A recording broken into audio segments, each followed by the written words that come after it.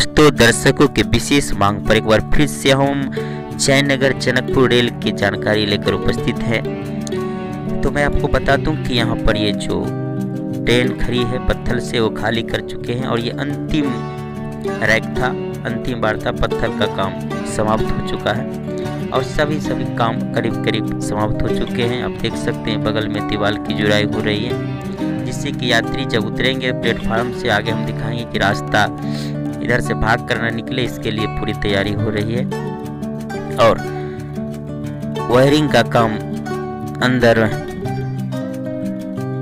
Station master के room में वगैरह वगैरह सभी सिग्नल के एवं आवाज़ के ऊपर देख रहे हैं, सीढ़ी लगा करके लाइट की एवं स्पीकर की सारी वायरिंग का काम हो रहा है। तो सारे काम अब अंतिम चरण में है।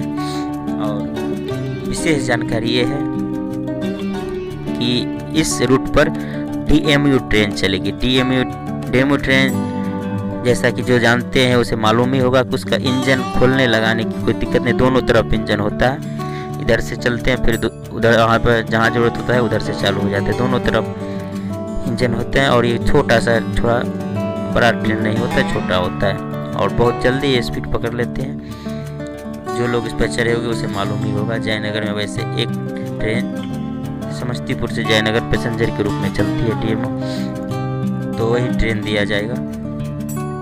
और उसका स्पीड हम आपको बता दें कि इरकान कॉन्ट्रैक्टिंग कंपनी के अधिकारी ने जो जो अखबार भारत की विश्वसनीय अखबार है उसको दिए वार्ता में जो जानकारी दी है, उसके मुताबिक जो इसका निर्माण हुआ है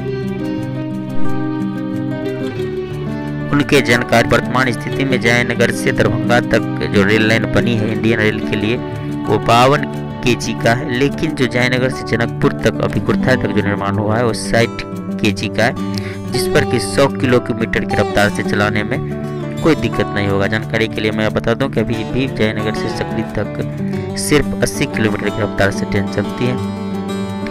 उसमें भी प्रगति है कि आने वाले दिन में काम हो रहा है कि उसका रफ्तार बढ़ाया जाएगा। लेकिन अभी जो जयनगर से जनकपुर कुर्था तक जो रेल लाइन बनी है उस पर 100 किलोमीटर की रफ्तार से चलने में कोई दिक्कत नहीं होगा। इस तरह से जो जानकारी मिली है तो 1 घंटा 24 मिनट में जयनगर से कुर्था तक पहुंच जाएगा। 1 घंटा में जनकपुर का रास्ता तय कर लेगा। सभी स्टेशनों पर एवं हॉल्ट पर मात्र 2 मिनट का स्टॉपेज होगा। मात्र जनकपुर के स्टेशन जो हॉल्ट बन गया है जनकपुर धाम हॉल्ट, उस पर 5 मिनट का स्टॉपेज होगा। 20 में 22 फाटक लगेंगे और सभी फाटक पर जिसे गुमती बोलते हैं वहाँ के गेटमैन का भी व्यवस्था किया जाएगा।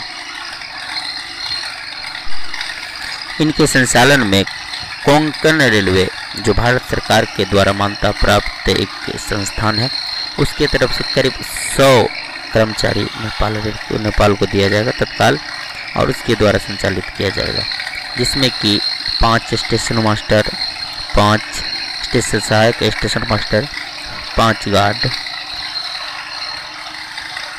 5 पॉइंटमैन, 3 हॉल्ट पर टिकट काटने वाला एवं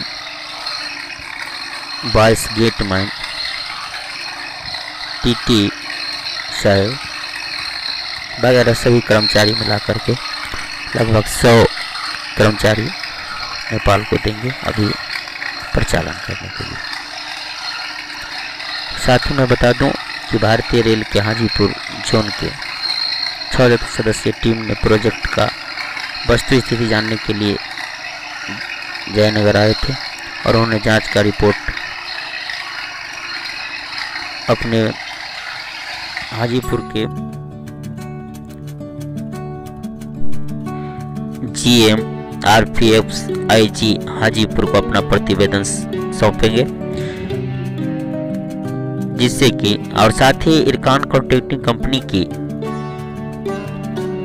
प्रमुख सदस्य अधिकारियों ने बताया है कि जो पटरी निर्माण के बाद जो जांच होता है CRS जो उसे बताते हैं उसकी जांच की अब कोई ज़रूरी नहीं है। इस सारी जानकारी से ये बात साफ हो जाता है कि जनवरी के 19 में पहले हफ्ता में ही रेल परिचालन आरंभ हो जाना चाहिए, क्योंकि अब कोई दिक्कत नहीं है और काम भी लगभग अंतिम चरण में है।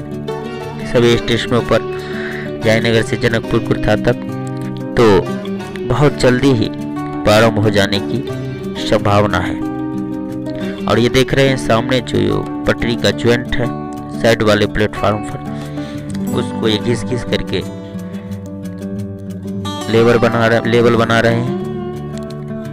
तो सारी जानकारी के बाद, और ये दीवार देख रहे हैं, दीवार जोड़ रहे हैं। ये दीवार इसलिए कि जब प्लेटफार्म पर यात्री उतरेंगे तो बगल से नीचे भाग न सकें, और इसे एक ही रास्ता से निकलना होगा। इसे हम आगे दिखा रहे हैं वीडियो में।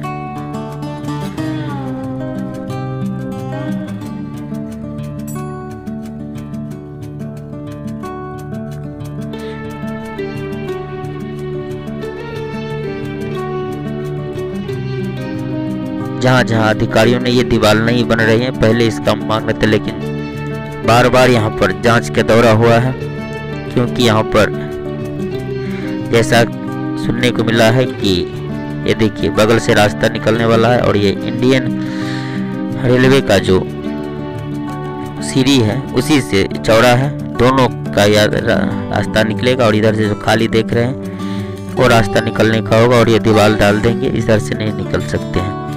और यहाँ पर विशेष रूप से कस्टम विभाग ने भी अपना मशीन लगा, एक्सरे मशीन लगाएंगे जांच का भी, क्योंकि ये दो देशों का मामला है, इसीलिए विशेष जांच की यहाँ पर व्यवस्था की जाएगी।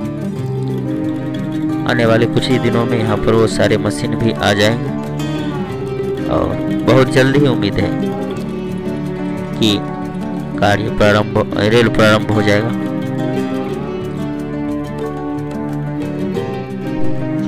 मैं आपको बता दूं कि हमारे बहुत सारे दर्शक ये कमेंट में लिखते हैं कि डेट बताइए, तो मैं बता दूं कि डेट मैं नहीं बता सकता, क्योंकि पहले तो ये समझ लीजिए कि नेपाल के समाचार के मुताबिक नेपाल के जो अधिकारी हम वो बता रहे हैं कि जैसे ही हमको ये बोगी मिल जाएगा, डीमू ट्रेन मिल जाएगा भारत रेलवे से, उसके बाद हम डेट निर्धारित करेंगे, और उसके लिए 18 दिसंबर बाद ही कुछ कहा जा सकता है। तो डेट नेपाल के अधिकारी तय करेंगे। जैसे ही हमको इसकी जानकारी मिलेगी हम आपको एक नई वीडियो के साथ या नहीं तो फिर इसकी जो उद्घाटन होगा उस वीडियो लेकर हम आप आएंगे। तो अभी इतना ही, जय हिंद।